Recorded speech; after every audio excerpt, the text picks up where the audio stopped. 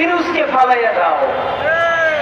ইউনূস সাহেব যতক্ষণ বাংলাদেশের স্বাধীনতা সার্বভৌমত্বের পক্ষে আছেন, যতক্ষণ বাংলাদেশের সরকারে যারা বাংলাদেশপন্থী আছেন তাদেরকে বাংলাদেশের স্বার্থে টিকিয়ে রাখাই আমাদের জুলাইয়ের শপথ। বন্ধুরা আমার, আগেও বলেছি, খুবই স্পেসিফিকলি আপনাদের সাথে একটা কথা বলতে চাই। সম্ভবত গতকাল আমরা আমাদের সব থেকে ঝুঁকিপূর্ণ সংবাদ সম্মেলনটা করেছি।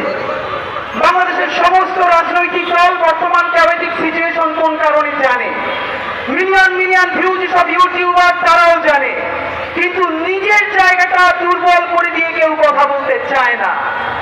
আমরা বলেছি এখানে যারা আছি, সামনে যারা আছেন, এই সমস্ত জীবনের বিনিময়ে যদি বাংলাদেশের স্বাধীনতা সার্বভৌমত্ব বেঁচে যায়, জুলাই বেঁচে যায়, আমাদের এই জীবন কি আল্লাহর কাছে সঁপে দিতে আমাদের এক সেকেন্ডের ভাবনা নাই।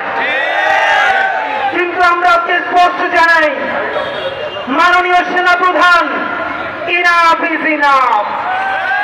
যে পর্যন্ত হয়েছে আর এক সেকেন্ডও আপনারা বাড়তে দিবেন না। বাংলাদেশের জুলাই বেঁচে থাকতে আর একটা 11 হতে দেওয়া হবে না। বিএনপিকে বলতে চাই, বিএনপি বাংলাদেশের মুখপাত্রই থাকতে হবে, সেনাবাহিনীর মুখপাত্র হওয়া চলবে না।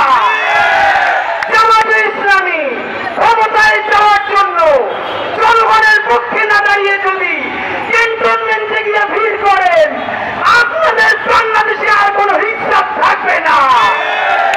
জুলাইয়ে আমার যে সমস্ত ভাইয়েরা, তোমাদের সারা শরীরে এখনো সেই রক্তের দাগ, তোমরা জনতার পক্ষে দাঁড়িয়ে তোমরা আহত হয়েছ। আপনারা দেখেন এখানে যে শহীদ পরিবারগুলো, এদের পোশাকের দিকে তাকান, এরা কেউ আরবান মিডল ক্লাস নয়, দশ নয়, শহরের মধ্যবিত্ত নয়। কাপড় চুপড় দেখলে বুঝবেন তাদের বাসায় বাজার বন্ধ হয়ে গেছে। এই সহস্রাধিক শহীদদেরকে একা ছেড়ে, অঙ্গ বন্ধু ভাইদেরকে জাহান্নামের মধ্যে ফেলে আমরা কোনোদিন বিদেশ পাড়ি দেব না।